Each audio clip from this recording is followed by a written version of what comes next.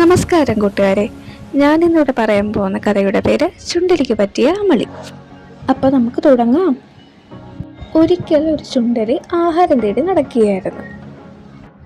നടന്ന് കുറേ ദൂരം എത്തിയപ്പോൾ നെല്ലിൻ്റെ മണം അടിച്ചു. ഹായ്, നല്ല പൊന്നെല്ലിൻ്റെ മണമാണല്ലോ, ഇതെവിടെ നിന്നാണ് വരുന്നത്?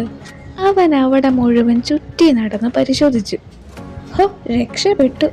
ഒരു കുട്ട നിറയെ നെല്ല്. കുട്ടയുടെ ചെറിയ ദ്വാരത്തിലൂടെ ഞെങ്ങി ഞെരുങ്ങി അവനകത്തേക്ക് കയറി.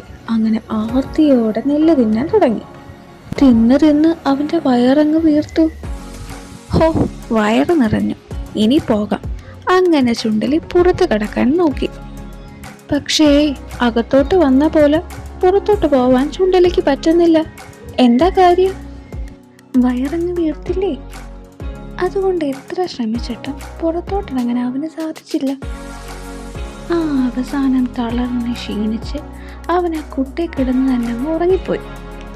അടുത്ത ദിവസം ഉറക്കം ഉണർന്ന ചുണ്ടലി അവൻ്റെ വയറിലേക്ക് നോക്കി. വീർത്തിരുന്ന വയറ് കുറഞ്ഞിട്ടുണ്ടല്ലോ, ഇനി പുറത്തോട്ട് പോകാൻ പറ്റുമായിരിക്കും എന്നിങ്ങനെ നമ്മുടെ ചുണ്ടലി ഓർത്തു. പക്ഷെ അവൻ പിന്നെ എന്തോ ഓർത്തു നിന്നു. എന്തോന്ന് കൂട്ടുകാർക്ക് പറയാവോ?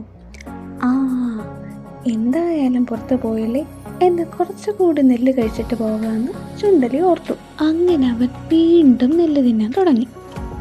അപ്പം എന്തോ സംഭവിച്ച്? വയറ് പിന്നെയും വീർത്ത് വരാൻ തുടങ്ങി. അങ്ങനെ വീണ്ടും ചുണ്ടലിക്ക് പുറത്ത് കിടക്കാൻ പറ്റാതായി. ആ സമയം വിശന്ന് വലഞ്ഞൊരു പൂച്ച ആ വഴിക്ക് വന്നു.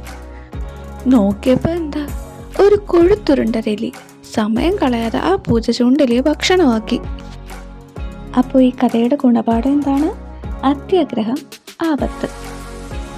നന്ദി, നമസ്കാരം.